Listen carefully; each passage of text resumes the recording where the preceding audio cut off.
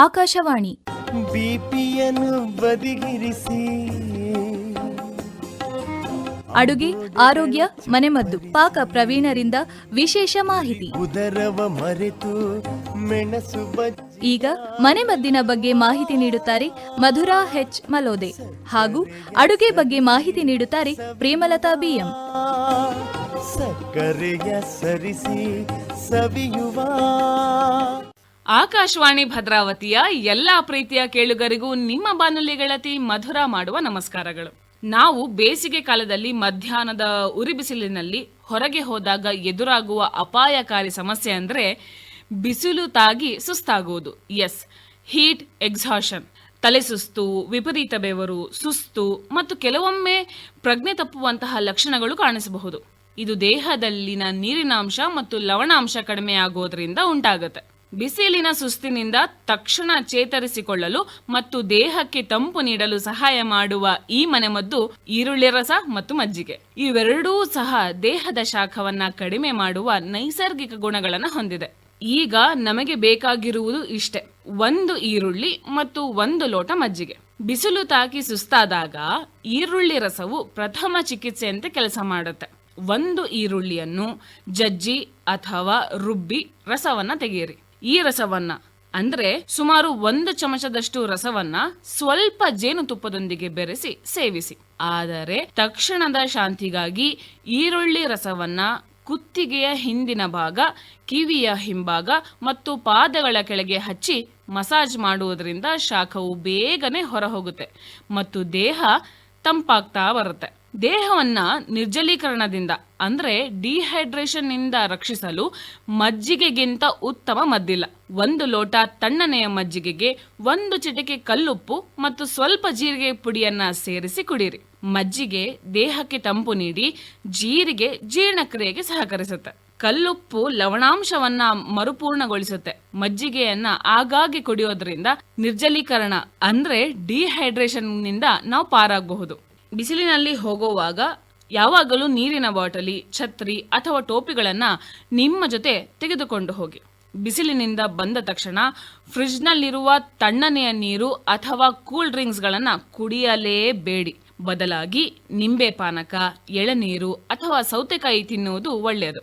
ಸಡಿಲವಾದ ಹತ್ತಿ ಬಟ್ಟೆಗಳನ್ನೇ ಧರಿಸಿ. ಬಿಸಿಲಿಗೆ ಸುಸ್ತು ಬಂದಾಗ ವ್ಯಕ್ತಿಯನ್ನ ತಕ್ಷಣ ನೆರಳಿರುವ ತಂಪು ಜಾಗಕ್ಕೆ ಕರೆತನ್ನಿ. ಇನ್ ಕೇಸ್ ಬಿಸಿಲಿನ ಸುಸ್ತಿಗೆ ಯಾರಾದರೂ ಅಸ್ವಸ್ಥರಾದರೆ ಆ ವ್ಯಕ್ತಿಯನ್ನ ತಕ್ಷಣ ನೆರಳಿರುವ ತಂಪು ಜಾಗಕ್ಕೆ ಕರೆತನ್ನಿ. ಅವರ ಬಟ್ಟೆಗಳನ್ನ ಸಡಿಲಗೊಳಿಸಿ ಮತ್ತು ತಣ್ಣೀರಿನಿಂದ ದೇಹವನ್ನು ಒರೆಸಿ. ಇಲ್ಲಿ ನಾವು ಯಾವುದೇ ಕಾರಣಕ್ಕೂ ಆ ವ್ಯಕ್ತಿಯ ಮುಖದ ಮೇಲೆ ನೀರು ಹಾಕಬಾರದು. ನಾವು ಆ ವ್ಯಕ್ತಿಯ ಮುಖದ ಮೇಲೆ ನೀರು ಹಾಕುವ ಬದಲಾಗಿ ಆತನ ಮೈಯನ್ನ ತಣ್ಣೀರಿನಿಂದ ಒರೆಸೋದು ಉತ್ತಮ. ಪ್ರಜ್ಞೆ ತಪ್ಪಿದ ವ್ಯಕ್ತಿ ವಿಪರೀತ ಜ್ವರದಿಂದ ಬಳಲುತ್ತಿದ್ದರೆ ತಕ್ಷಣ ತುರ್ತು ವೈದ್ಯಕೀಯ ಚಿಕಿತ್ಸೆ ಕಡ್ಡಾಯ. ಸ್ನೇಹಿತರೆ, ನಮ್ಮ ಮನೆಯಲ್ಲೇ ಇರುವ ಅದೆಷ್ಟೋ ಮನೆಮದ್ದುಗಳು ಇಂತಹ ಅನೇಕ ಸಮಸ್ಯೆಗಳಿಗೆ ಉಪಶಮನ ನೀಡುತ್ತೆ. ನಾವು ಅವುಗಳನ್ನ ಬಳಸಿಕೊಳ್ಬೇಕು ಅಷ್ಟೆ. ಮತ್ತೆ ಭೇಟಿಯಾಗುವವರೆಗೂ ನೀವು ಕೇಳ್ತಾ ಇರಿ ನಿಮ್ಮ ನೆಚ್ಚಿನ ಬಾನುಲಿ ಕೇಂದ್ರ ಆಕಾಶವಾಣಿ ಭದ್ರಾವತಿ. ನಮಸ್ಕಾರ.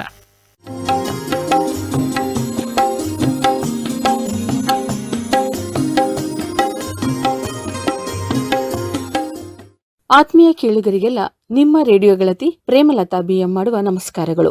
ಎಲ್ಲರ ಆರೋಗ್ಯ ಉತ್ತಮವಾಗಿರಲಿ ಅಂತ ಆಶಿಸ್ತಾ, ಆರೋಗ್ಯ ಚೆನ್ನಾಗಿ ಇರಬೇಕೆಂದ್ರೆ ಮನಸ್ಸಿನಲ್ಲಿ ಉತ್ತಮ ಆಲೋಚನೆ ಹಾಗೆ ಪ್ರತಿಯೊಬ್ಬರಿಗೂ ಒಳ್ಳೆಯದನ್ನ ಮಾಡುವ ಮನಸ್ಸು ಇದ್ರೆ ಯಾವಾಗ್ಲೂ ನಾವು ಆರೋಗ್ಯದಿಂದ ಇರಬಹುದು ಅಂತ ಹೇಳ್ತಾ, ಬೇಸಿಗೆ ಕಾಲದ ಆರಂಭದಲ್ಲಿ ಪಯಣ ಆರಂಭವಾಗ್ತಾ ಇದೆ.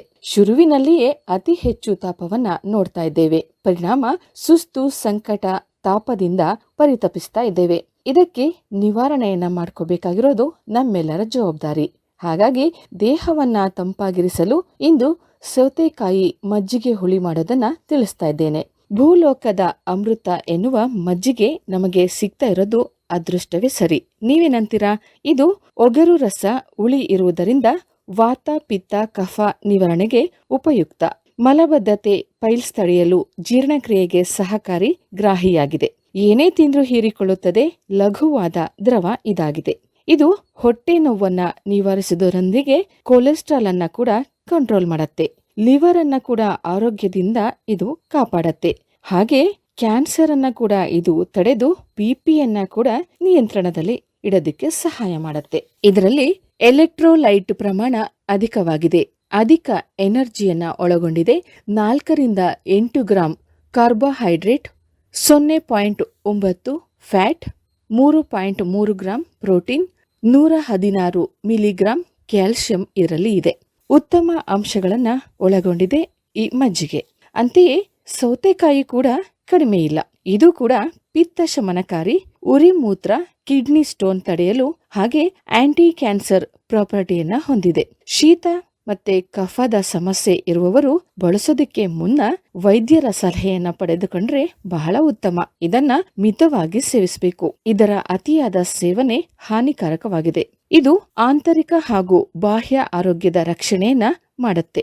ಇನ್ನು ಸೌತೆಕಾಯಿ ಮಜ್ಜಿಗೆ ಹುಳಿ ಮಾಡಲು ಬೇಕಾಗಿರುವ ಪದಾರ್ಥಗಳು: ಚೆನ್ನಾಗಿ ಕಡೆದ ಮಜ್ಜಿಗೆ 1 ಲೀಟರ್, ಸಣ್ಣಗೆ ಹೆಚ್ಚಿದ ಸೌತೆಕಾಯಿ 1, ಮೆಣಸಿನಕಾಳು 5-10, ಮೆಣಸಿನಕಾಯಿ 2, ಕೊತ್ತಂಬರಿ ಸೊಪ್ಪು 1 ಬಟ್ಟಲು, ನೆನೆಸಿದ ಕಡಲೆಬೇಳೆ 3 ಟೀ ಸ್ಪೂನ್, ತೆಂಗಿನ ತುರಿ 1 ಬಟ್ಟಲು, ಜೀರಿಗೆ 1 ಟೇಬಲ್ ಸ್ಪೂನ್, ಬೆಳ್ಳುಳ್ಳಿ 4 ಎಸಳು. ಇನ್ನು ಒಗ್ಗರಣೆಗೆ ಸಾಸಿವೆ, ಜೀರಿಗೆ, 1 ಚಿಟಕಿ ಇಂಗು, ಕರಿಬೇವು, ಮೆಣಸಿನಕಾಯಿ, ರುಚಿಗೆ ತಕ್ಕಷ್ಟು ಉಪ್ಪು. ಸೌತೆಕಾಯಿ ಮಜ್ಜಿಗೆ ಹುಳಿ ಮಾಡುವ ವಿಧಾನ: ಮೊದಲು 1 ಪಾವು ಮೊಸರಿಗೆ 3 ಲೋಟ ನೀರನ್ನು ಹಾಕಿ ಚೆನ್ನಾಗಿ ಕಡೆದು ಮಜ್ಜಿಗೆಯನ್ನ ಮಾಡಿಕೊಳ್ಳಬೇಕು.